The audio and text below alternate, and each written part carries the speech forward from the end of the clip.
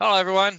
I'm John Adkison. I am doing interviews for content for the Circumcision Harms docu-series, and I have Crystal with me to provide some more content and interview with me. So, Crystal, tell us, introduce yourself and tell us about how you got here. Hey everyone. My name is Crystal. I am 32 years old. I have a 6-year-old daughter and a son who is about to turn 2. Prior to having my son, I didn't know anything about circumcision. I didn't know anything about foreskin. I don't think I had ever seen an intact penis in my life. So I was pretty indifferent about the subject altogether. And I guess since I didn't understand what it involved, I just kind of brushed it off and kept doing that for the entire pregnancy. When I found out I was having a boy, a bunch of people came out of nowhere and were constantly asking me, are you going to circumcise your son? And none of them were people who were advocating against it. They were all people who thought I should do it. So it got me questioning it a little bit more, but still not enough to the point where I thought it was anything I needed to actually just dive down into it and research it. Mm-hmm. So one of my friends on Facebook had posted about, at the time it was on Netflix, but the documentary American Circumcision, and she didn't post an opinion about it. It was just basically, she said like, wow, just wow. If you haven't watched it, watch it. Yeah. I still haven't watched it, but that kind of got like a gear spinning in my head thinking, okay, this is a subject that is kind of controversial. Mm-hmm. So in the hospital, when my son was born, seeing an intact penis for the first time in my life, I kind of put 2 and 2 together, to get him from where he is now to looking circumcised, they would involve removing the skin. Yeah. So I asked the oncopediatrician at the time what she thought about circumcision, and she shrugged her shoulders at me and she said it's unnecessary, but they would do it if I wanted them to. So I basically just dove into a rabbit hole from there. That's the And words that people use all the time. yeah, I haven't come back out. So I got home from the hospital with my son, and I knew at that point I had joined Your Whole Baby, and I had a good amount of knowledge about intact care, and I felt pretty confident about, I guess, the non-decision. I don't even like to call it a I agree. decision. Yeah. So when I started to tell the people who were asking me about whether I was going to circumcise before or not, why, now that I had, I guess, logical answers other than I don't know, they started to get very defensive and angry. It was almost like a personal attack, and it got, my relationships with people just started to fall out right away and very quickly. Very close people, close family members, close friends. It seemed like everyone I ever knew was in support of circumcision or had circumcised their sons, something to that effect. So I felt, yeah, I started to feel brave enough, a week, when he was about a week old, to, I guess, counter their arguments on circumcision, because I got every reason why I should do it. Yeah. And when I started to challenge people on those ideas, it very quickly just it was so tense. And Mm-hmm. yeah, so, and here Yeah. I am almost 2 years later, and I tell people this is the hill I'm going to die on, and I'm never going to shut up about it. So Good for I'm you. hopefully if there's one baby along the way that I can save from this, then it's all worth it. Yeah. Well, um, as a dad of 2 boys that who came this close to being a regret parent myself, thank you for speaking out. It's really, very, very And thank appreciated. you. Okay. So I go through a list of things where I discuss the physical harms, and you're not a direct victim yourself. No, Maybe your partner or partners in the past my husband is, haven't. and every Okay. other partner I've ever had. Yeah. So and you kept your son intact. So you've probably learned, you probably can understand some of the things I'm talking about. So if you have anything to say or whatever, feel free to chime in. I'm going to go over each one by one, and I'll pause in between, step in and say, yeah, this is my view on it or my experience on it or whatever. Sure. So there's 6 major sections of this. There's the physical harm, and then we delve into the effects on partnerships, sexual partnerships, the actual sexual activity, and how the physical harm affects that relationship, the physical act of sex. And then we dive into the psychological effects, and not just about the psychological effects on the individual that's been cut, but everyone else too that's involved in this in any way, shape, or form.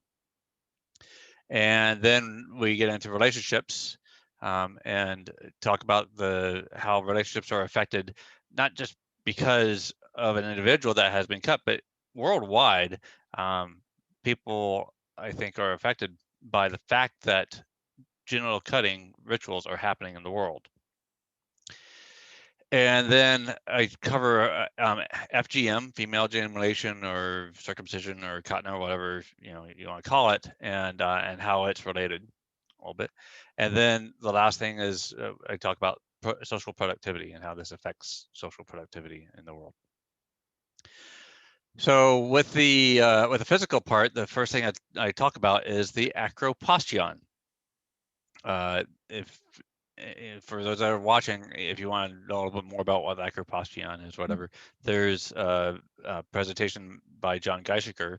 I got him to go to a baby fair in Bellevue, Washington with me, where we had a booth for Your Whole Baby, and he did a presentation, and part of that presentation included an image of a statue, I think it was a Greek statue, whatever, with an intact penis. And you could clearly see the part hanging off the end of the penis, past the glands. It was just a little bit of skin, probably about not even a centimeter long, and supposedly that's what was removed in the early biblical times, not what is removed typically, where they remove the entire prepuce that covers the entire glands today. And that was something that escalated, as supposedly, this the story I keep hearing, is that the rabbis got wind that the Jewish men that wanted to play athletic games with others, and they were out in the nude, were doing things to stretch their skin to cover their glands better, because it was viewed as bad to have your glands exposed. So they decided, well, let's cut off more so that you can't do that. So I'm assuming what you've seen in your life is a penis that looks more like that almost all the time, right? All the time. And I've heard many different stories with different different coverage indexes, or CIs, where they might have a little bit of coverage when they're flaccid or whatever. But yeah, for the most part. I don't think I've ever even met somebody with a little bit of coverage. And I remember back in elementary school, the diagrams they taught us were circumcised. Yeah. Isn't it sad that sex ed and some of that shows the preputially amputated penis, really, Yeah.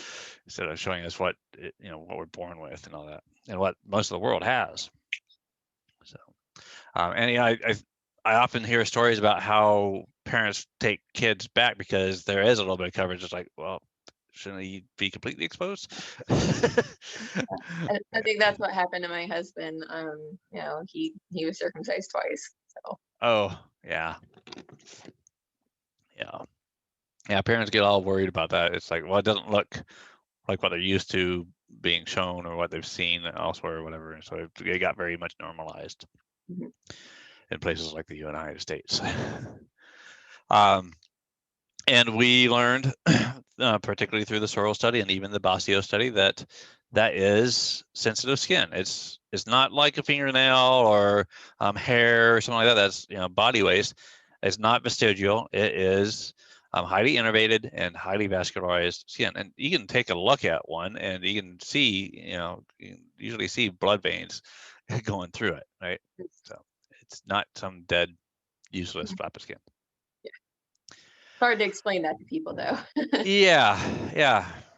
So it's, I don't know where people get the idea that it's just vestigial, but glands protection. It's there to protect the glands. The glands, when you look at an intact penis, it's usually very dark colored, kind of like your tongue is wet, and the glands is normally shiny and smooth, and the prepuce being there keeps it that way. So it's considered like an internal organ that only comes out kind of like your tongue. You stick your tongue out, it goes out for a little while, but then it goes back in and it's protected by everything else. And having the prepuce provides a rolling mechanism. Now, different men have different amounts of prepuce left, and sometimes when some men when they get an erection, they have little or nothing left. But the idea is during sexual intercourse, whether it be anal or vaginal or whatever, that when that slides back and forth and leaves less friction. So as you're sliding in and out, it's not dragging so much, and it's not dragging the fluids out to dry out.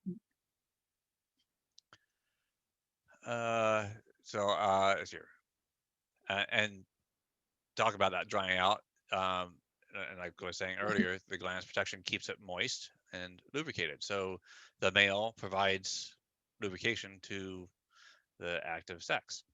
Yeah, and it's amazing to find out, that it takes so many sexually active adulthood years for me to find this out. Uh, always needing lube during sex, and that's always been a frustrating thing for myself. So to find out that that's a big contributing factor, probably the contributing factor, that was a hit. I was 35 before I even started looking at this topic, because I didn't become a dad before then, and the question nothing keyed me to go look into this until I was a dad at 35. And even after that, I didn't really understand the differences. I just read enough, like, well, so they do it to prevent these things. Well, then why aren't we cutting off other things to prevent issues? That doesn't make a lot of sense to me. And the reduction of these things doesn't quite match up with the fact that everywhere else in the world it's not being done, and they don't have a bigger problem than we do. Yeah, I think my husband was in the same boat as you were anyways. When I started to become an intactivist, he was pretty indifferent about it, and oh, I'm fine. He wasn't for it, he wasn't against it. He didn't see the need or the urgency to put our son through it. But it wasn't until he watched American Circumcision that I guess he saw all, particularly those sexual functions that were disabled there, that he just right away, he watched it with a nurse team. He works on medevac helicopters. So he watched it with people who've been nurses for 30 something years, and they were all supportive circumcision. And after watching that, they all walked out of that room that day just totally against it. Awesome. Well, I'm going to share this video, particularly with Brendan, the guy that wrote did the documentary, because he'll be happy to hear that that many people, that many medical people change their mind because of that documentary. Yeah. Awesome. Good to hear that. So yeah, I again, it took me years to recognize. I kept hearing little bits and pieces about how it works differently, like lubrication. Like, wait a second, the inside of the foreskin is like kind of like a vagina inside. It's like, well, dang it, that would be really nice to have. And then I learn about the frenulum and learn about the rolling mechanism, and and that it's very sensitive skin, the Sorrells study and all that, and I learned it piece by piece. And every time I'd learn a little bit, it's like I get pissed off and go away and Yeah. for another year or whatever. Yeah. It's I mean, I tell people I'm really fortunate to have 100% of my whole body. And I wish my husband could say the same. So, Yeah. being on the opposite end of that, it's, it gets hard to talk about it in front of people. It's like everyone has their own triggers in life. Mhm. And, I have things that trigger me. And I couldn't imagine having those things thrown in my face every single day Yeah. from somebody who felt passionate about talking about it. So, uh, Yeah. And men generally don't want to talk about this because and I see the same thing when it comes to female women that complain about female circumcision. Um, every time you talk about it, you're kind of reliving the fact that you're a victim, right? And you're reminding yourself how you're a victim and all that. So you don't want to talk about it. yeah. So there's some people say, well, why are all these ladies talking about, male genitalia when they don't have it? Like, Yeah. because they're the ones that are wanting to speak up about it because they're not reliving the trauma. Yeah. I don't think I could talk about, the trauma I've dealt with on a daily basis, that's for sure, to other people. So um, Yeah. I'm just very thankful my genitals made it through life untouched, so Yeah. Yeah. unaltered. Yeah, and that's why I really like video and the internet. It makes things great, so we can create blogs or whatever, Mhm. and be able to just get our thoughts about it and all that once, record it, whatever, and then just share it. So if anyone has questions, whatever, it's like, Mhm. here, watch this Yeah. or read this. Unfortunately, this is um, yeah, I so often run into guys that say, well, why is it bad though? That's my wife, Jennifer. um, they don't understand how the harm is. So that's, there's some harm that's covered like on the American Circumcision documentary, but a lot of people won't even watch the documentary because, they see the baby, whatever, and it's like they know what's going to happen to the baby and they don't want to deal with the triggering part of that. So I'm trying to do this in a way that covers the harm and shows that yes, lots of people feel harmed by it, and the harm is big and wide, and yeah, there's many reasons why we need to stop doing this. Yeah. Okay, then there's a frenulum, and pretty much in all cases, the frenulum is cut one way or another. So you have the frenulum, like the part underneath your tongue that anchors your tongue down. My oldest son actually had a tongue tie, so his frenulum underneath his tongue was pulling his tongue back, and his tongue looked like a fork. He tried to stick his tongue out. It was an easy fix, but so they snip that so it doesn't pull the foreskin back on top of the glands of the penis. But some guys get more than just a snip of the frenulum, so it releases the foreskin. They also will sometimes get this like carved out, especially if some butcher carves it out. I've heard of cases where it's like someone took a scoop to it and scooped it all out, and that's all very, very sensitive area. Um, I know this is a TMI thing to a lot of people, but I I'm a little lucky in that area. I believe that I was cut with a Mogen clamp, where they pull the skin up and then they snip at the top. Whereas with bell methods like the Gomco clamp or the Plastibell, they put a bell down and then they cut down low. So they're cutting off all the inner mucosa area. And so you'll look at some penises and you'll just see a small amount of inner mucosa. So you're probably used to seeing two-toned penises, right? So one's a darker tone than the other. It probably depends on the skin color of the person, but and that upper part right below the glands, it might be small or it might be big. That pretty well tells you what kind of cut was done. That's interesting. I don't even think I've I don't even think I can recall seeing anybody with T-tone any before. So Yeah, yeah. Well, yeah, it's something you have to pay attention to. It took me a while to really make the connections. Like, there's these different tools that are used, Mhm. different methods. It's not like this is regulated. It's not like there's one way to do it to all babies. And I started noticing the differences in the penises. Like, well, that's why. So I made the connection. So then there's a ridged band, which is a lot like your lips, right? You got the intermucosal part of your mouth, and then you've got it meeting up with the outside of your face. And so that's the part typically like right around here. Usually this is like squeezed. I've been thinking I should get like a rubber band to like make the squeeze. Excuse me.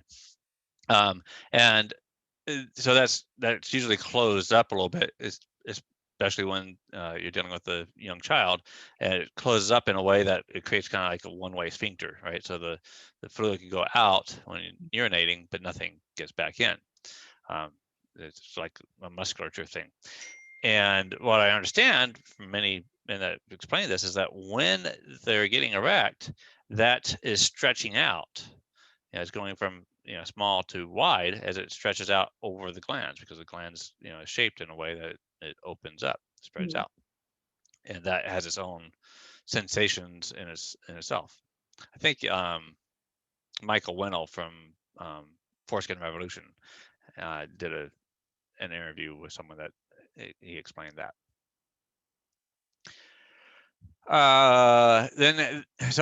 Then we get into the effects of missing these parts. Since when you don't have the prepuce to roll down under the shaft of the penis, well, it has to happen when an erection occurs, particularly if you don't have a bunch of bunched up skin around the shaft of the penis. You start pulling up on the scrotum on the bottom side, and you pull on the pelvic floor on the top side. So so the scrotum is normally hairy on a hairier guy like me. And no one really wants a hairy shaft. Some guys get wax down there or whatever, but no fun. So that's called scrotal. I wish I could even say that, like, at some point in my life, I've seen an intact penis to be like, oh yeah, Yeah. that's true. But no, I've never seen one. So I honestly, I can't make that comparison, but I believe it absolutely. So. Yeah. You haven't gone to Europe and been with good guys over there. Like that, right? Okay, so then because of that scrotal webbing, because the scrotum is being drawn up, it's pulling up also on the testes that are inside the scrotum, right? And I've like seen guys where the balls go up on both sides of the shaft of the penis. For me, when I was, at least my scrotum is stretched out. I'm 50 years old, so it's at time. But when I was in my teens and 20s, I don't remember exactly how long it lasted, but sometimes when I got a very engorged erection, it would pull up my testes so much that like one of them would pop into the side of my body, and it would be so uncomfortable. I'd have to stop, relax my erection, and like kind of push it back out before I can continue. Yeah, I feel like I have like green lights going off in my head. Like, Oh yeah. Okay, that explains it. Yeah. I don't mean to laugh at it because it's a really horrible subject. No, yeah, don't worry. It's enough to drive you insane anyways. Yeah, yeah, it is kind of funny to think about how this stuff has been discovered as time went on. That's why I put this together, because it's like I figured all this stuff out, but I can't tell someone in one 10-minute chat or anything about all these different harms that occur. And some of them, occur pretty much 1% of the time, right? And like I spoke with one guy, he was in my car, and he's Muslim, and we got onto it, and I told him about one aspect of this, and he got so fuming angry, not me, but just angry that it was done to him, and that he's missing out on that one thing that is like. And I started trying to talk to him about the other stuff. It's like, dude, I can't handle it anymore. So it is what it is. Pelvic floor. So for me, and it doesn't seem like it's a really frequent thing for lots of guys, but it depends on how how the butcher cut, right? But so when I get an erection, and this was worse than it is now that I'm older and things have stretched out a little bit, but when my you got the corpus cavernosum, right? Women have a corpus cavernosum too. It's just smaller. And it fills up with blood. That's what causes the penis to go out. Well, if the skin on the top of the penis is tight between it and the pelvic floor, then you get a kind of a crane effect, right? You got crane, you got the cables that pull up on the crane. Mm. So you get the crane effect, and so the penis is being bent. So if you like take one of those balloons that they twist, make little animals like that, whatever, and you fill it up and then you bend it, it kinks, right? Well, and you're like this, your body's like this and your penis is like this, and then you're trying to have sex and your partner pulls it down a little bit to make themselves feel more comfortable, whatever, then you end up causing like a double kink. And that can really get uncomfortable. So it limits some of the sexual positions that can be done. Now, you mentioned just being pulled up versus a curve. Is that the same thing? Yeah. Some guys get cut like too tight on one side. Like so, if this is the bottom of the penis, where the frenulum is, and all that, and they get cut, like they get cut this way or this way instead of straight across, then one side of the skin on one side of the penis is tighter than the other. So when they get an erection, they end up, curving a little bit like that. Maybe not as sharp as what happens to me, but of course it's going to all vary depending on who cut them and all that, how things went as they were cut.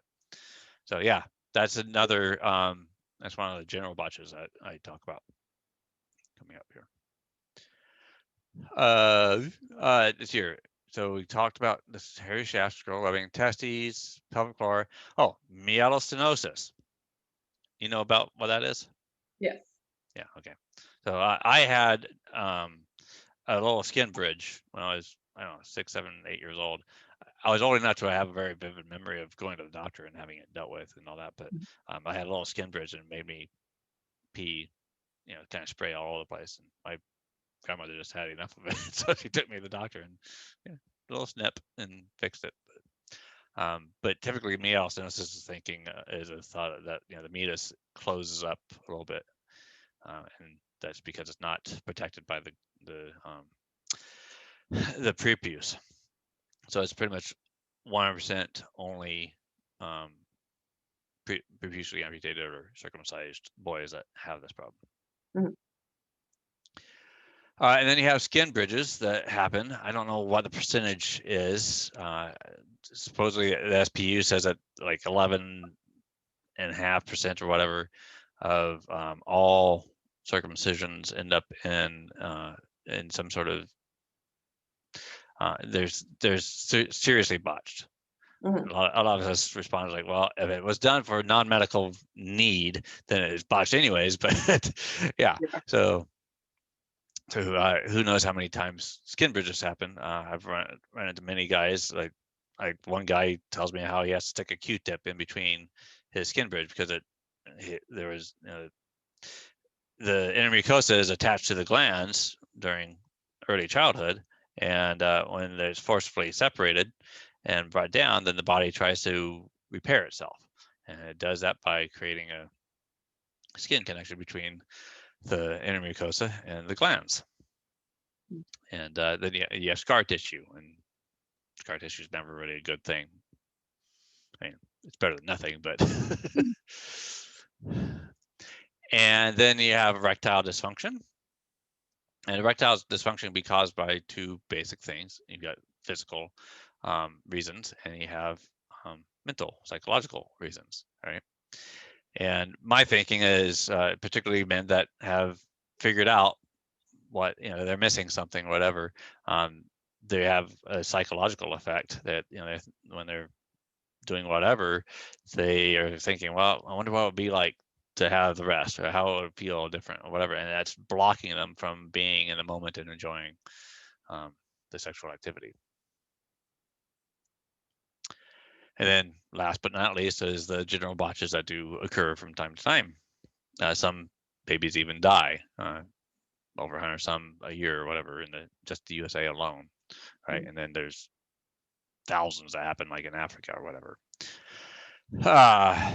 And then you've got cases where like the glands gets crimped by the Mogen clamp, or the string on the Plastibell gets put on wrong and it slips and causes infection or whatever that ends up causing, pieces of the glands to be missing or whatever.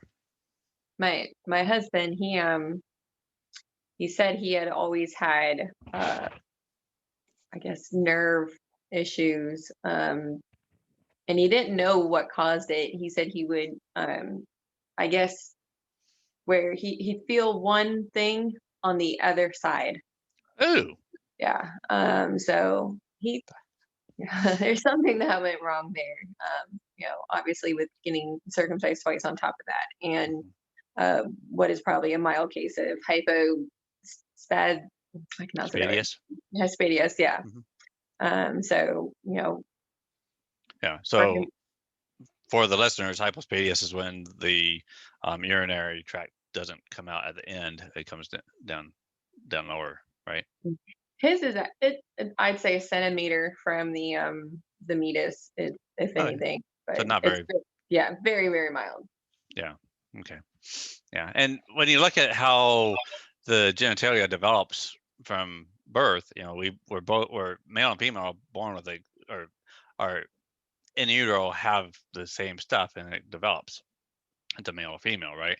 And with the female, the urinary meatus is down the way a little bit from the clitoral glands.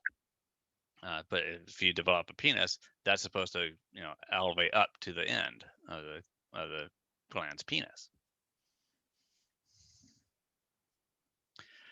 And that gets into the intersex discussion a little bit. Okay, so the next section is how it affects partners, and I have three things underneath the sexual partnership piece. You've got heterosexual sex, vaginal penis sex. You have anal sex, and then you have sex that is between two gay men, homosexual docking. So what I've come across many, many times, and I've rented this with my own sexual partners in my life, is that the fact that I don't have the rolling mechanism and I don't have lubrication and all that, if I get into too much of a rush and that WAP effect, wet ass pussy, isn't developed, then if we get too excited or whatever, then the vagina gets torn because it's not wet enough to get started. And I've heard of guys that would get torn, particularly on their inner mucosa, if things aren't wet enough either. And like I was explaining earlier too, if the prepuce there is there to roll back and forth, then it keeps the vaginal fluids from being scooped out to dry out, and then end up later on in the process of having sex, things dry out and end up feeling uncomfortable, whatever, for either or both partners. Any thoughts on that? Yeah, I mean, it's from my own experience. It's absolutely it's all true. It's no, I personally feel like it just dry out so fast, and we're constantly just reaching back for the lube. And yeah, even if I start off, if we work with foreplay first, and I start off wet, and it's just immediately just once sex starts, just bam, like dry. So and it gets painful, and it's not, it has never been limited to one particular partner.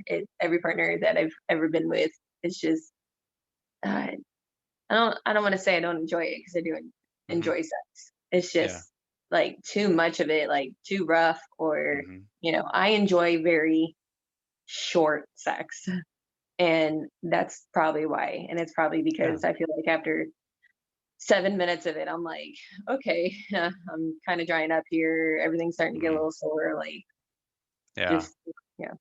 And I've seen so many women think, that, or at least used to think that it was their fault, like there was something wrong with them or whatever that they dry out. Mhm. When now, once you know how things are supposed to work, then it's like, oh, well, the guy isn't doing his his half. It's not necessarily the guy's fault, but We definitely feel like we were both cheated, and yeah, it's hard for my husband because he thrives off of pleasuring me. So, yeah, it's to I think there's something that's just kind of like a little kick to the gut to him, hmm, knowing that what he knows now, he can't change anything about it. He has looked into foreskin restoration before to, yeah, we're both a little envious of that. It's hard not to have that in the back of your mind, just always thinking about like, well, what could it be like? yeah, For both of us. I will, as long as we're together, I will never experience sex the way nature intends it to be. So, yeah. it's That's tough. yeah, that's frustrating. And yeah, I'm curious. Do you when you're having sex, do you have a little bit of fear that you're going to dry out? Yeah. Yeah. So the as far as I understand, women get wet, men get hard, right? So from excitement or whatever, and same thing. If we have fears or frustrations or whatever, the opposite happens, right? We Mm. get we have that erectile dysfunction, and women have this, drying out uh, occurring. And so it's kind of like a double thing. It's not just the fact that we're missing something physically, but because we're missing something physically, our brains key off and Yeah. mess things up even more. So it's like a downward spiral type of effect. Oh yeah. Yeah. Well, thank you for sharing that, Crystal. Yeah, no problem.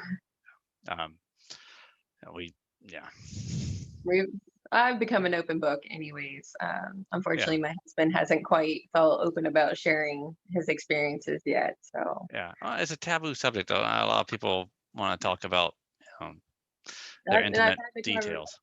What's yeah, I've that? had conversations several times with his mom before too, and it's hard to see people so just unwilling to even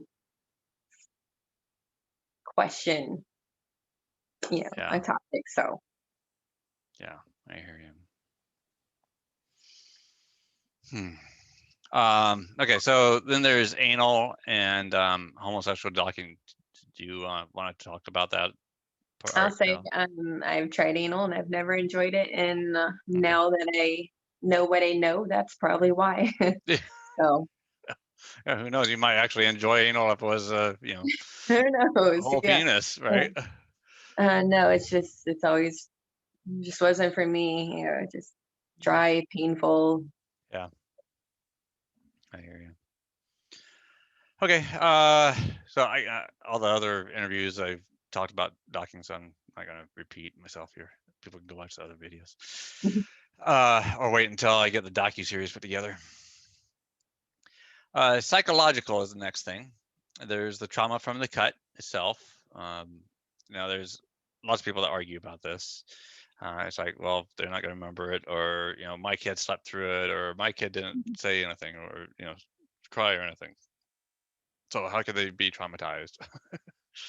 um, it, One of my thinking is that when you're dealing with an infant that young, they don't even necessarily know what to make of what they're feeling on their body, right? So they might feel a pain somewhere. It's like, what's that? And not know that they need to cry or scream or whatever. And Mm. then you have other ones that do. And you have cases where the mother was drugged for birth while the baby gets those drugs too. So, yeah. So if the baby is cut shortly after birth, then yeah, it might not even feel anything either because it's so drugged or passed out from the drugs or whatever. I'm going to stop you on that topic real quick. I'm very fortunate. I really tried to do a free birth, and I quickly lost my voice at the hospital, but I tried. I tried to hang in there. So to avoid an epidural, I had asked about doing an IV pain medication that they had offered. And I had asked them like, hey, is this going to make me tired? Are there any side effects I need to know about this? They were just like, no, it'll make you a little sleepy. So anyways, I consented to doing this IV pain medication. I forget what it's called. Uh-huh. I was tripping. Oh, And it's just, it went on for a solid 12 hours even after I had my son. And to know that like I was in such a not a normal state of mind and that I could have consented to a procedure to alter my son's body for life. It just like it trips me up to this day that they're willing to take advantage of people who are tired and medicated, and just yeah. it drives me crazy to think about it. There Yeah. were times I thought I stopped breathing and I had to remind myself to keep breathing. That's how loopy that medication was. Yeah. So did they have you sign the papers while you were Um, under that I don't influence? remember. I went in the middle of the night, and I was just already tired and overwhelmed and upset with the hospital from there. It was just kind of like Yeah. didn't go smoothly. I'm sorry. I if you watch the documentary, there's a guy in there that sued. He got a settlement. Um, William Stoll is his name, and supposedly David Luan, I think, knows. He's a lawyer.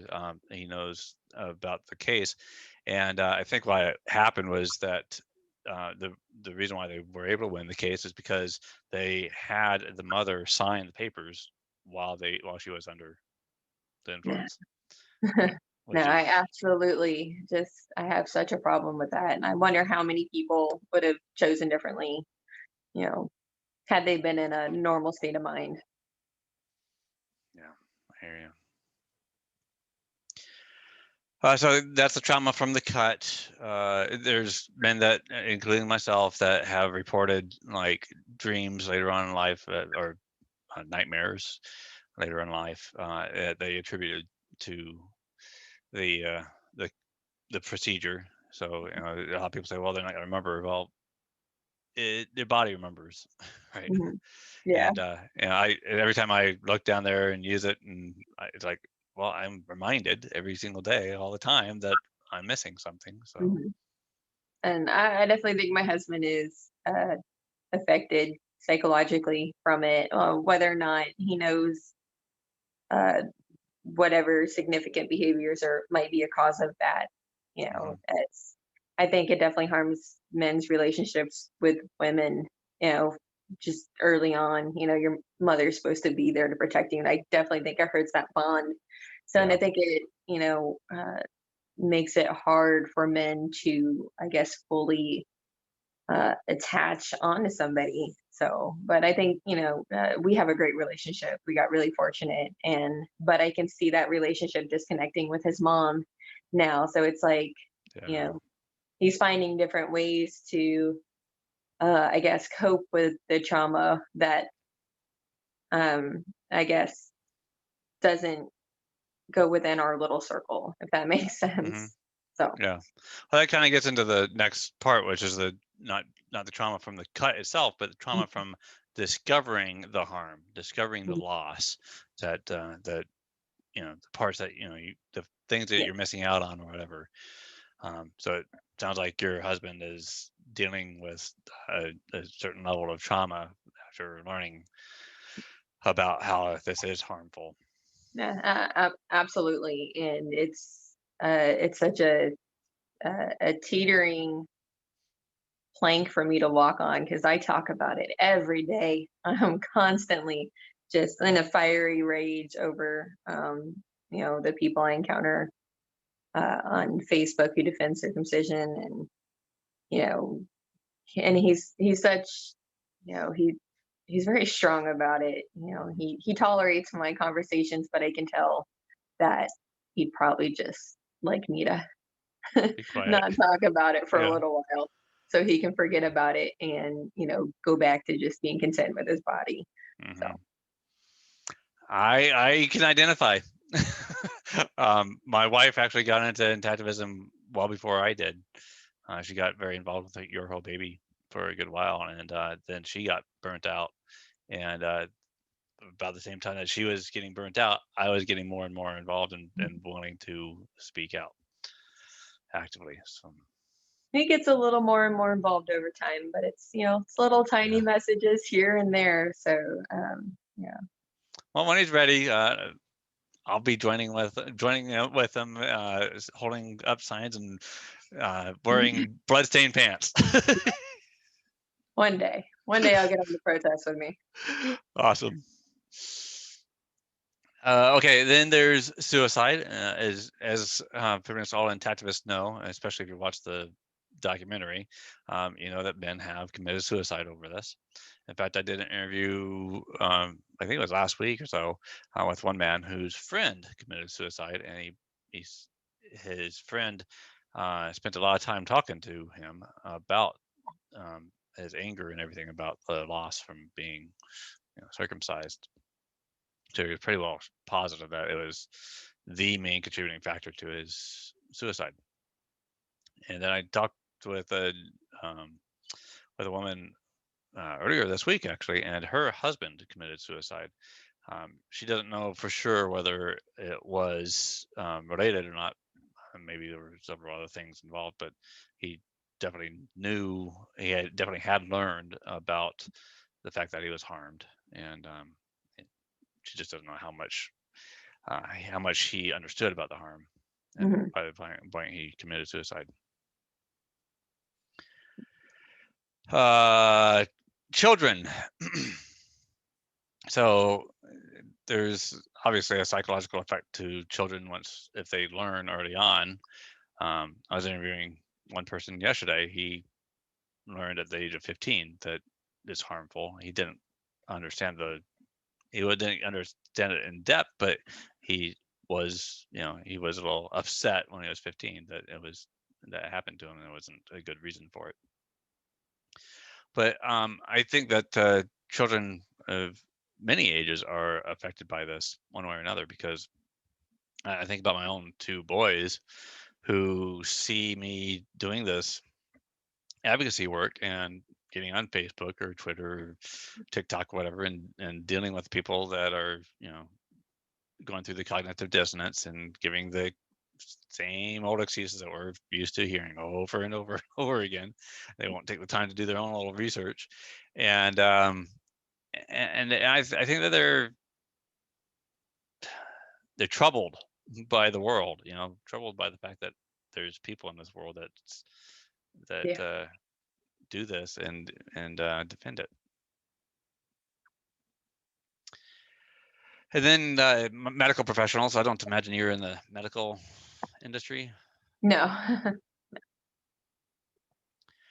I'll just jump on next to the parents are clearly, if they become, especially if they become regret parents, they're distraught over it. I even myself, whenever I think about the fact that my wife and I almost let our son get genital cut. Yeah. It creates a little stress in me. All my closest friends have sons or were having sons after I became an intactivist, but most of them had sons prior to it.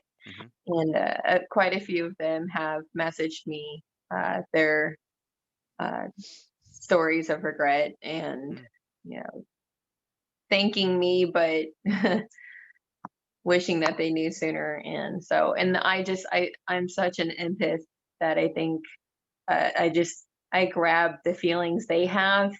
Yeah. And, part of me feels this like intense regret that I wasn't an intactivist 10 years ago. Yeah. So. Yeah. I feel kind of ashamed myself that I wasn't more involved. It was about 12 years in before I finally decided to publicly speak out. I was scared about my job. I was scared about relationships and all that by speaking out. So I didn't. And then after watching the American Circumcision documentary, and then it kind of dawned on me, it's like, wait a second, 15, 16, 17, 18 years from now, I might encounter a guy that was born today, and he might be complaining, and I want to be able to tell them that, hey, I tried, I did, what I could to speak out and try to protect you. Yeah, it kills me that I didn't have one person, besides that one person who just brought up the documentary, didn't even post an opinion about it, but it just, to know that I didn't have one person in my life who was vocal about it.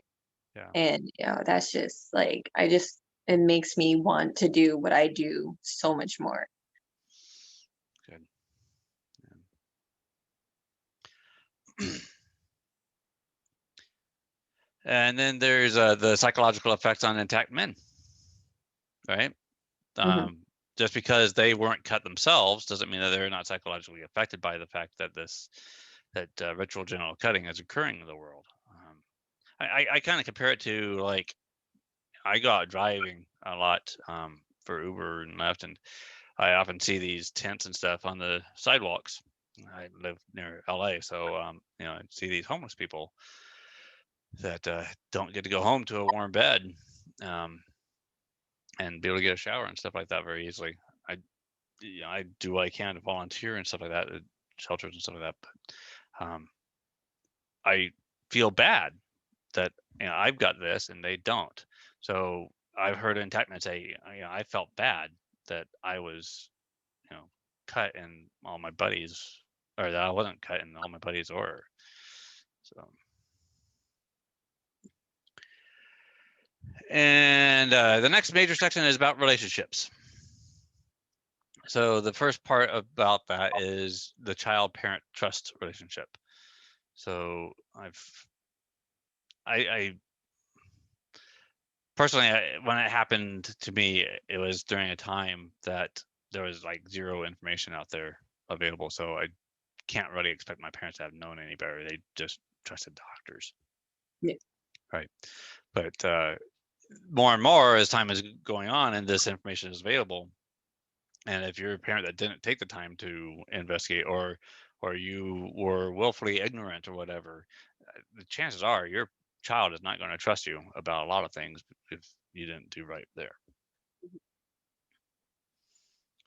Yeah. And then there's I feel for the boys who are going to grow up, like you mentioned, in 15 years from now and just see screenshots of their parents just totally, oh yeah, laughing it off. So, there's like a group on Facebook where some people get screenshots and stick them into the group for reminders, in 15 years or whatever, to see if we can get a hold of that kid or whatever and let them know, hey, your parent yeah. wasn't doing right by you.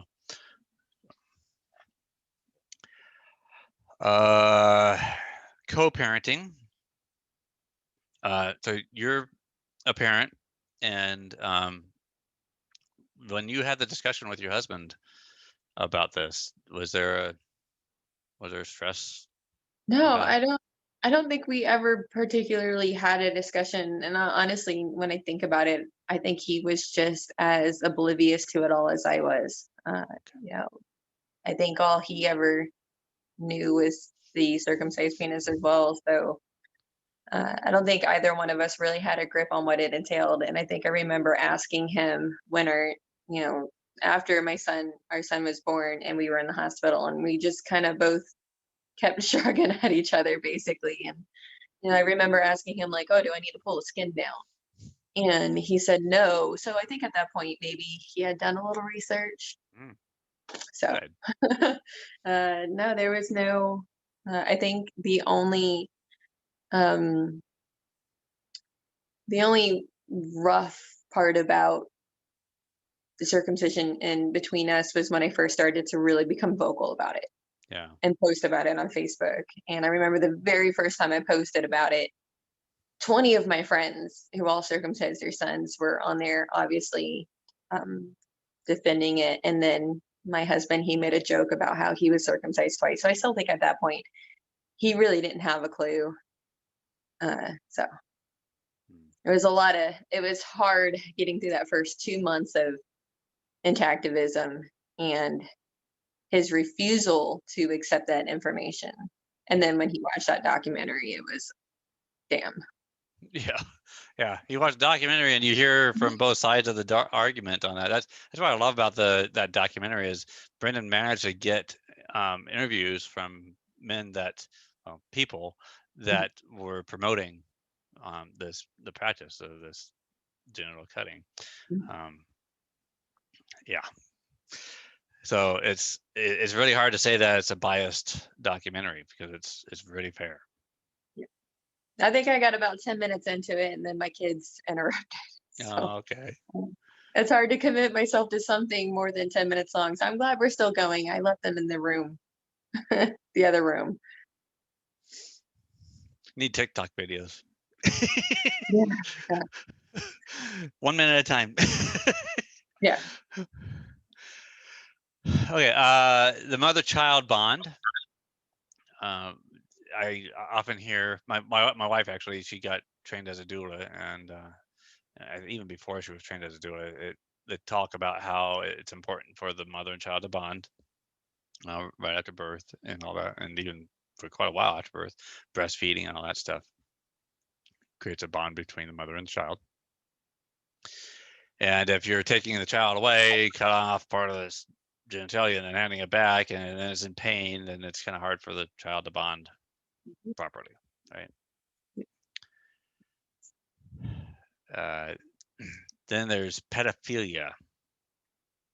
And there's lots of different thoughts about how this contributes to pedophilia. What's that? I was gonna say I have a pretty strong opinion about that subject. So yeah, I just think the whole thing's derived from a culture of people who are sickly obsessed with altering genitalia of children. So yeah. Yeah, it is. I mean, you look at the history of it. But one of my theories is that when men are missing like 50% of their sensitive skin on their penis, then they're kind of relegated to things like pressure, right? And the common thought is that a younger woman has a tighter vagina. Okay, I see where you're going now. Yeah. I was on the other side of the subject. Yeah. So there's like I was saying, there's multiple views on how it could be contributing to pedophilia. It makes sense, and I hope you don't mind if I get too personal on on my particular trauma in life. I have two brothers. Both of them were circumcised, older and younger, and I think my older brother, as I hate to say the pedophile word, I pretty much disowned him. I'll just leave it at that. That's my experience in life with him. And then my little brother is just, his relationships are just, he's always had a weird, he's got Asperger's, and I think he struggles with all sorts of things, and he's got some weird interests in life. I'm not about kink shaming. But I think it's definitely messed up stuff that might come naturally. So okay. And then there's the doctor-patient relationship side of this. Personally, I can't have a primary care physician, or I don't know if I can even deal with being around nurses in a clinic or whatever that supported and or promoted this practice. As far as I'm concerned, if they haven't educated themselves enough to see that this is harmful and be willing to be ethical enough to say no to this procedure, then what else, when it comes to my treatment, are they going to be willing to sidestep? Yeah. I feel the same way about our pediatrician. I remember our first visit, I told her to keep, I had read enough Your Whole Baby horror stories. I said, don't touch his penis. And I remember my husband cringing at me from across the room, like, come on. No, but I stood over her shoulder and she's like, oh my God, no, I would never. But then I think about it, my son, his foreskin in particular, it's always been very wide, and the meatus has always been really exposed. So I often wonder, like, okay, did she only think that, she would never touch it because it looks like it retracts? Hmm. There's no, I wish I had brought the subject up more and questioned her about it. So, Hmm. but I definitely, I've stopped. I haven't taken my son to go see a doctor in quite a while because it's really hard to trust medical providers. Yeah, yeah, it's really sad. And yeah, I don't want to completely 100% blame the medical providers, because you look at some of the medical textbooks on this, and even like the diagrams and posters and stuff like Mhm. that. I even bought a poster one time because I really wanted to see it close up, and I spent the money to get a poster so I could share it with other people. But I've seen textbooks that just say, well, this is the part that's normally cut off. That's all. There's no details about the male prepuce and why it's there and everything. So Mhm. it's no wonder that doctors think that it's a good idea to cut it off, because all that they hear is the benefits of cutting it off. They don't hear the Yeah. costs.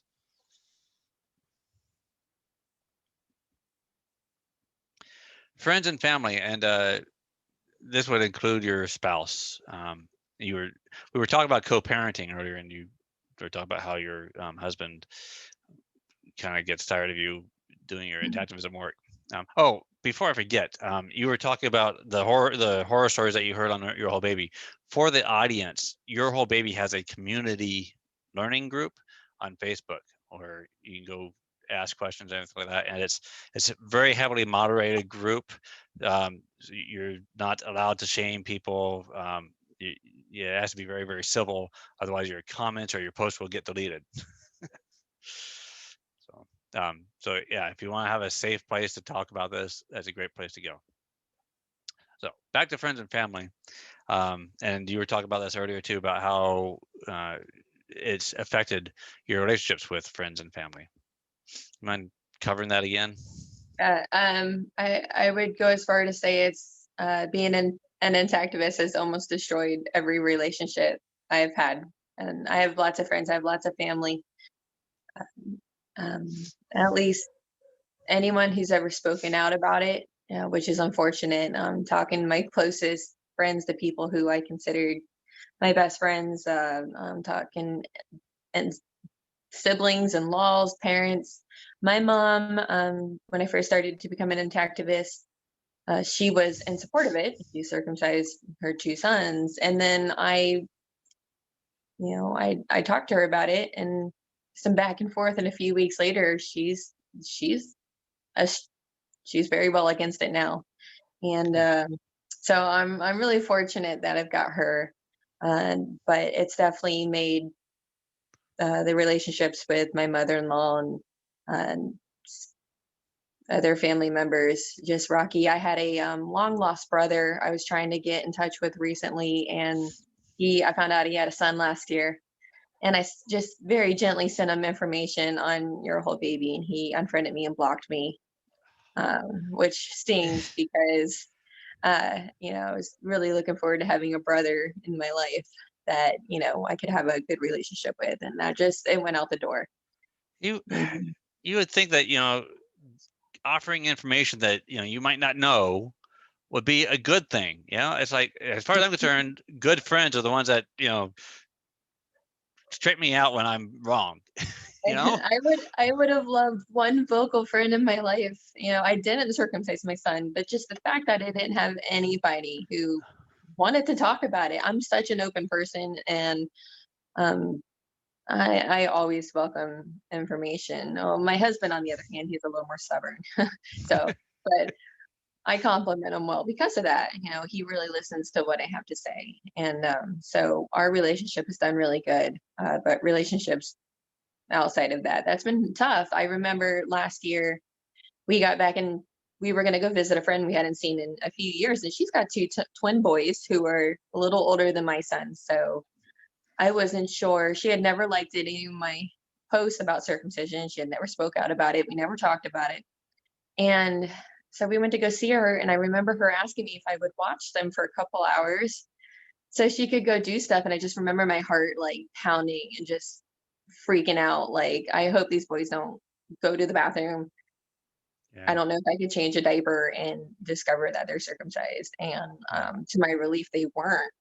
And Wow. it just like, I remember my mind just being like, wow, I don't think we really understand the scale of how taboo it is to talk about it, because here is a really close friend of mine who left her sons intact, and she still Yeah.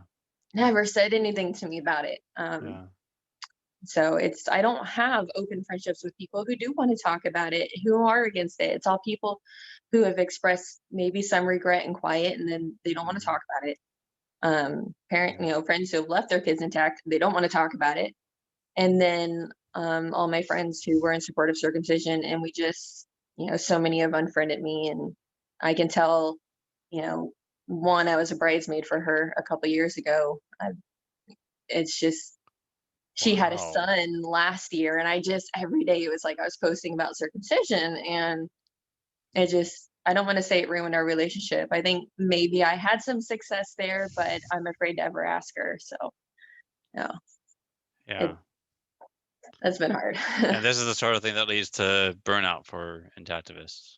Yeah, it's very isolating, because my mother-in-law told me a few months ago, she said that it's not worth losing friendships over, and I said it is. To me it is, and I'm not going to be the one who's going to necessarily destroy those relationships or make that disconnect. But if somebody's willing to end a relationship with me because of how I feel about it, then bye. Yeah. So Yeah. What are you going to protect? The baby that's going to get cut, or yeah. the adult that has sensitive emotions? It's incredibly isolating, and it's just, there's so many words I could just throw out about the friendships and family members and all the relationships. Just, it's hard. Yeah, I get you. It's disheartening to lose friends and family, and I'm at a point now where I think I've lost so many friends that we just moved from one state to another last week. oh And wow. yeah, I lived out in the country before and no neighbors. It's hard to make friends out there, but it's very Bible Belt. And I found that it was a very high circumcision area too. So it was I a very, bet. couldn't talk about it out there. It's Yeah. such a religious aspect for many people that you don't even like, Mm-hmm. don't insult anybody's religion. Don't And challenge it. yeah, I'm back in Florida where I grew up. And oh man, I totally lost where I was going with the subject. Oh, okay. So I want to make more friends. And I'm to the point now where I just want to tell people right off the bat, like, look, I am a hardcore intactivist.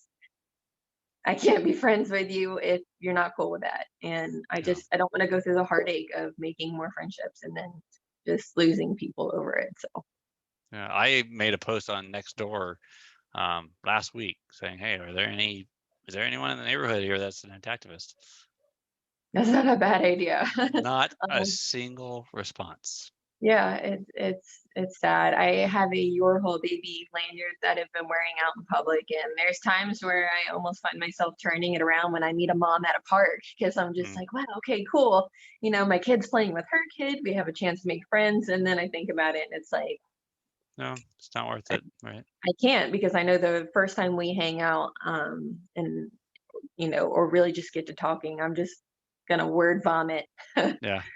So Yeah. Well, yeah, someone like me, if I came up and I saw that lanyard on you, it's like, high yeah. five, yeah. I'm waiting for it. I just need a shirt that says I need intactivist friends. So Yeah. the only intactivist friends I have now are ones I have met through intactivist groups. Yeah. Are you in the state group for Your Whole Baby? And which group?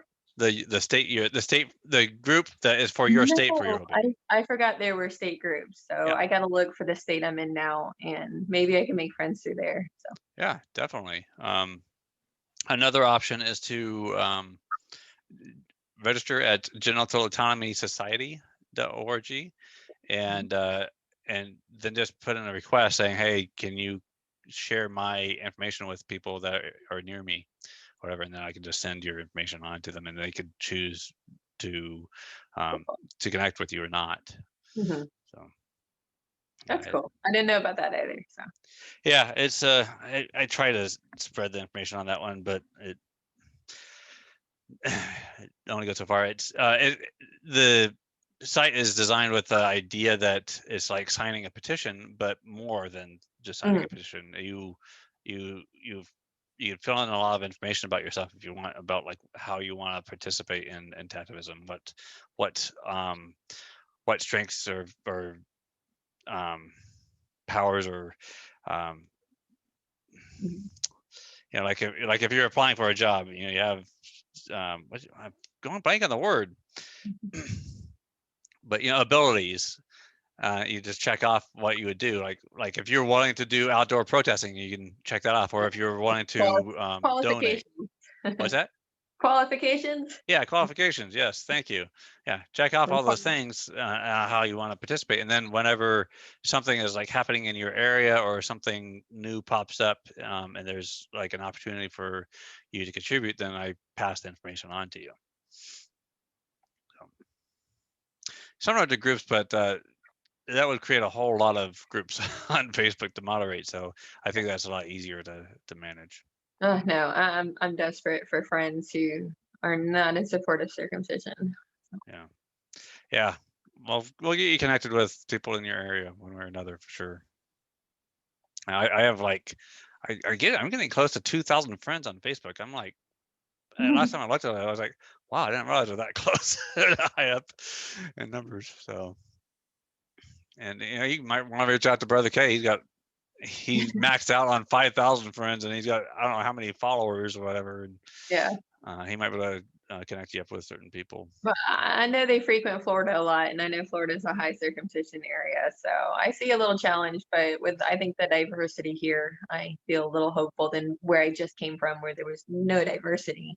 Yeah, everybody thinks the same way where I came from. I know quite a few activists in Florida. What state are you in now? I'm in Florida now. Okay, I grew up in Florida. We left, and now we're back. Yeah, I lived in Panama City Beach when I was a teenager. Cool. I think I'm over in Melbourne right now. I had to think about it for a second. I grew up over in outside of Tampa. Oh, okay, down there. Yep. Okay, so the next section is about FGM. There's a lot of us intactivists that believe that FGM is really highly linked to male genital mutilation. You can like read Rosemary Romberg's book, and it talks about how things got started years and years and years ago, or these theories about how things got started. We only have written history that goes back as far as Egypt. But yeah, the thinking is that until we end all genital mutilation together, FGM will just continue, because the excuses are the same for both sides. You can listen to women that are part of those cultures, and they say exactly the same thing that we here in the United States say about male circumcision. I absolutely agree with that. Great. And then the very last thing is about social productivity. So one aspect of social productivity is thinking, well, if these moils and these butchers or doctors or whatever you want to call them weren't spending time cutting the genitals of children without a medical need, what would they be doing instead? Maybe they'd be curing cancer or something, better, right? Probably paying better attention to their patients. Yeah. that they neglect the rest of the day. So that's true too. Yeah. And then there's people like you and I, Crystal, where we spend hours every single day pressed to educate people. And we could be spending those hours paying more attention to our children. We could spend more time educating children. We'd be growing food. We could be making food. We could be making cars. Who knows what else we could be doing to be improving the world. Yeah, I definitely feel bad many times, because I'll catch myself up on in a conversation with somebody, and they can go on for such a long time, and it's like having the mom guilt that I could be just constantly on my phone arguing with people. It's hard. Yeah. your heart's just tied to that. It's like you want to Yeah. give them that information to get them out of that cognitive dissonance. And like the cognitive dissonance on this issue is, I compare it to like layers on an onion. It's like you've got people that have more layers than others. Like I think of like doctors that are also religious. It's like, okay, so they were trained that it's best to remove it, and they're religious, and their religion says to do it, and they're cut themselves, and their children were cut. It's like you got to break through all those layers of cognitive dissonance, and it's really hard to do sometimes. It's hard. I think I've started to learn when to leave a conversation, read the room now, and I might just drop a single comment that I feel is hopefully effective enough, and I'll walk away, because I'll obsess on this every second of the day.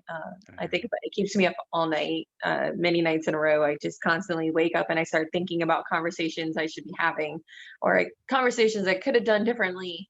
And it's a job that picked us, not the other way around, right? No, yeah, it's just I gotta walk away from it. Probably every couple of weeks, I find myself just kind of I'm generally a happy person, and this subject just like it makes me so sad sometimes, and I have to I gotta walk away from it just to feel like I'm human again, be a happy mom to my kids. So. I hear you. Yeah. And sometimes I just say, well, here's some information. Go look at this website, or go watch the documentary or whatever, and then get back to me. I don't want to get into it. I don't want to sit here and educate you on Twitter or Facebook or whatever. That's too much typing. That's a waste of my time when you could be doing your own homework yourself. It's even more unfortunate though when you do link something and they just shrug it off like, oh, that's not a legitimate source. I linked somebody to Your Whole Baby the other day to explain ballooning, and she laughed it off. So all those websites have links to actual sources, that's what he said. Reputable sources. So I was like, do you know how to follow sources? Yeah. You click on that page, it'll take you to the medical documents and stuff. Basically, whenever someone responds to me like that, especially if there's someone that I know, it's like, who are you talking to? Do you respect me enough to acknowledge that I am smart enough to think about that stuff myself? And I guess it helps. I'm kind of in a lucky position in some ways, because I'm a cut dad of 2 intact teenage sons. So you can't tell me I'm biased. I can't say, I don't have self-selection bias when it's like, okay, well, I'm cut, but my sons I kept intact. So you can't throw that one at me. Yeah, it's hard. There's really no, I think, good speaking point for anybody. I think I have the easiest, but I think we all got different challenges. So I had a thought a moment ago and I totally lost it. I was going to say something about my husband. Yeah. Sometimes I refer to like the red pill and stuff like that. It's like, well, keep swallowing that blue pill. Yeah. It's easier that way. Yeah. And I'll acknowledge it myself, in a lot of ways. I wish that I didn't know. Sometimes it's, I think my husband wishes he didn't know either. So, but that's what I was going to say. And I think that's what I'm really fortunate about when it comes to my husband is what, we were talking about linking,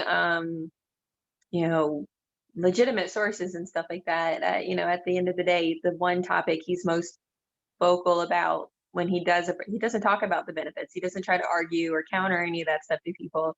It's very simply put, to him, it's a violation of human rights, and anything else is just glossing over the issue. So he's very vocal and adamant about that when it comes to that. So it sounds like he takes the same position that I do. It's like, I'm not going to get bogged down with people arguing about medical benefits. It's like, you can come up with medical benefits for, preemptively removing anything. Yeah. So, that's put those aside. Comes down to simple logic and ethics. Yeah, I try to emulate, how he feels about that, and I've learned now that when I kind of steer away from, trying to argue the medical parts of it, that I feel like I make a more sound argument just talking about violating rights. So Yeah. Have you watched some of Brian Earp's videos or read some of his papers? yes, I have. I'm trying to think. I've done a lot of reading and a lot of short videos, and I think I've read and watched everything there is. I just don't watch the big documentaries because they're too long for my attention. Yeah, so I think you don't watch movies either. Not really, no. It's the past year or two, I stopped watching Netflix and stuff like that. I used to watch with my wife. We'd start binging on Netflix videos, so I like 24 or Blacklist, stuff like that. But I just don't have the time and energy for that anymore. I think my mind's so occupied with just circumcision. It's really hard for me to just like disconnect and go watch something. And when it comes to just American circumcision, that documentary in particular, it's just I've got kids and they don't want me to watch anything longer than 10 minutes. So I hear you. Yeah. But I do, I do enjoy, anytime I like to look for videos about circumcision that the intactivists don't particularly link on the daily basis. I found a medical conference just through a YouTube link a few months ago, and that one's kind of resonated with me for some time. So I've put that in the front of my links, and I do play that one for people. And so I enjoy looking for the different discussions, medical professionals have over it. Cool. Well, again, Crystal, thank you for doing this interview. Thank you for being open and honest and sharing that TMI. Hopefully this will help educate more people about the harms. I hope so. It's a disheartening subject for everybody. And again, I hate that I smile when talking about it, but that's a nervous reflex. So, I hear you. I understand. It's hard. And I hope that, with the series that you're doing, that it reaches out to people and somebody takes heart to it. So. I probably won't have the million some views that Brendan's documentary got, but I gotta try. It's something that came to my mind, and I just kind of had to follow my heart on it. So. Which brings me to a quick subject. I think we got to get more clips onto TikTok. I think that's, I got hundreds of them out there. You know how many hours I spent putting all those together? See, now I got to go find them all because I just discovered TikTok and I feel so out of touch. Like my little sister, she's 19 and she doesn't watch anything on Facebook. She doesn't go on YouTube. Everything is TikTok videos. So I think that's kind of the way to reach out to the newer crowds these days. I just before I came home before this interview, I gave someone a lift ride home, and she was talking to someone else, and she was talking about how her and her friends will share 50 or 100 TikTok videos with each other. It's like, what? That's a lot of TikTok videos to be sharing back and forth between each other. But yeah, it's really a popular thing. More. Yeah, we got to collaborate more in the future because I have all these brilliant ideas for videos, for intactivism, and I just gotta green light it for myself and make it happen. Yeah. So my channel on TikTok, right? No, I just discovered TikTok, so you're gonna have to send that to me in a message. It's the same as Twitter, but yeah, I'll send it to you. So yeah. What I did was I went and grabbed a bunch of videos from James Lowen's Bonobo 3D channel and some of the Bloodstained Men videos, some other big videos out there, and a lot of them would be like very long. I even took a little bit of out of Brendan's documentary and made a little video too, but with his permission. But I take them and break them up into little videos, and I cut all the extra little space or whatever that wasn't needed in order to squeeze down into 1 minute one point about why generally cutting children is wrong. And it went gangbusters. I have like 1.4, 1.5 or something million views of all my videos, and hundreds of videos. I spent, I don't remember how many months, but it was several months this past year. I spent just day after day after day making videos like that. That's good. Yeah. No, so yeah, it was fun. So, but yeah, definitely more videos. Another option too. I've reached out to one of my fellow TikTokers. I made an FTP server on my own PC here at home and said, here, I got my videos all shared out, so you can like download them and then you upload them to TikTok, so it gets more views. Sure. I don't know whether TikTok would catch on to that or or what. Yeah, I don't know. I'm not tech savvy. I got ideas, but I don't have the knowledge to make it happen. Yeah. Well, yeah. You can always reach out and ask me or whatever. I might or might not have the. Yeah, maybe answer. I'll make some interactivist friends here who know how to work a video camera. Yeah. Yeah. Well, I have a tripod. I stick my my phone up on, and well, I feel like a pro now. I bought myself an LED light, and that's what I'm using now. It's on a stand. So I was noticing that you got really good lighting. My lighting is up here. I figured out though that I've got these good sized screens. If I put up a white window up on the screen, then I get a little more light under my face. Yeah, you definitely need to get an LED light for in front of you. So yeah, I should do that. I've got a solar one over there. My wife often uses this for Zoom stuff. Maybe we can do that. Yeah. All right, Kestrel, do you have any other thoughts? No. Okay. I know once I walk away, I'll have a million thoughts and think about the conversation all night. Take care of yourself. Keep connecting with other intactivists.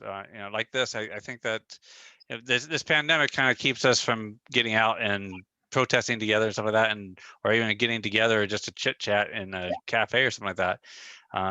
Zoom is kind of a little bit of an alternate way of getting together.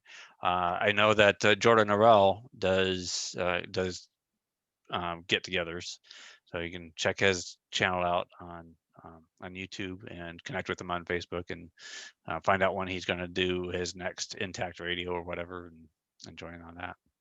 That's cool. All right. Well, I appreciate you taking the time to do this interview with me. Absolutely. Thank you. All right. Okay. Have a good night. All right. You too. All right. Bye-bye. Bye.